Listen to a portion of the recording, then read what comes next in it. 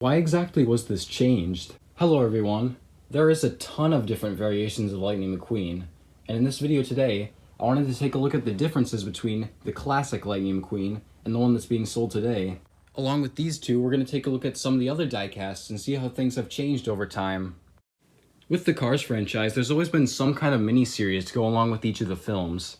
This is the mini-adventures from the first Cars film, but I know these are definitely not as well known as the diecasts, which are a little bit more expensive than a Hot Wheels car, but I know for sure that they last a lifetime.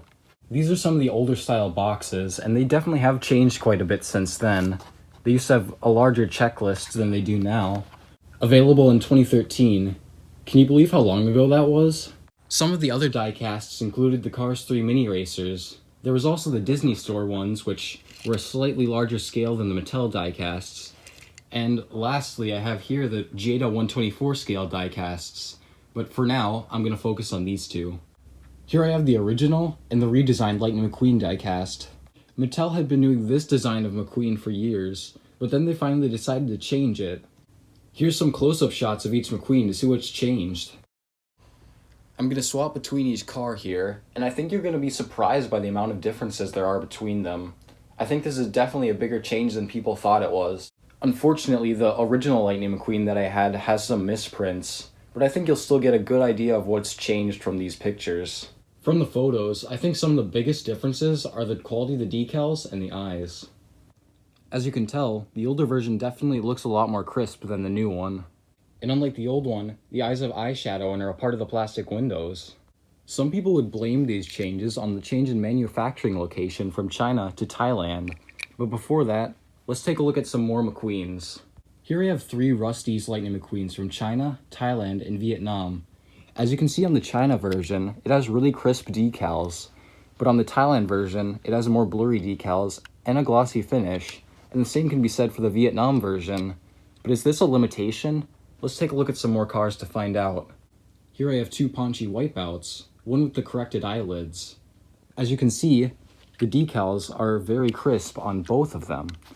In terms of decal quality, they almost look exactly the same. Looking underneath, we discover that this one was made in China, and this one was made in Vietnam. Here I have 2 Chase race lots, and similar to Paunchy Wipeout, they both have very high quality decals. Taking a look at the bottom, we discover that this one was made in Vietnam, and the other one was also made in Vietnam. In fact, all of these cars with high quality decals were made in Vietnam, and if you were wondering, they were from this 11-pack. So we know that Mattel could make high quality decals, but why do they still choose not to? I think we'll find the answer when we take a look at these 3 cars.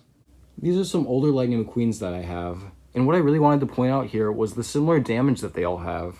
Each one of them has paint chips and damage to the plastic.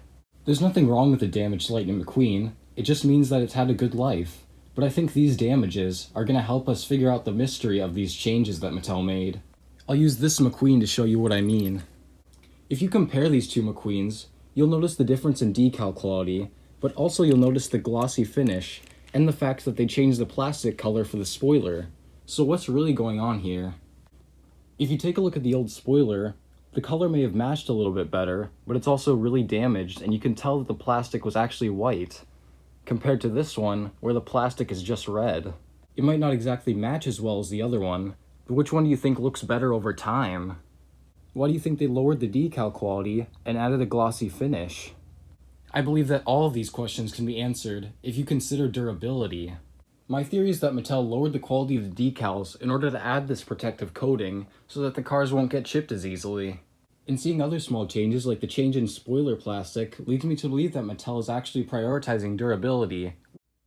After taking a look at everything, I feel like this is the best way to explain all these changes. I think that people always assumed that they were simply because of the change in manufacturing location, but sometimes you need to take a closer look for yourself. Thank you for watching this video. It was fun to try and solve this Cars diecast mystery. If you have your own theory, feel free to leave a comment or even make your own video about it. I'll see you in the next video. Goodbye.